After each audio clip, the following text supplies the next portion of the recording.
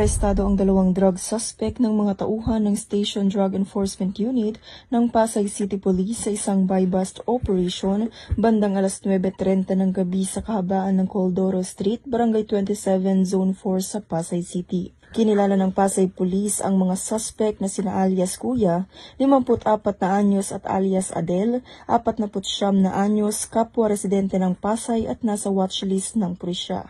Nasabsa mula sa kanila ang 8 pakete ng hinihinalang shabu na may timbang na halos 8.9 na gramo na may malaking halaga.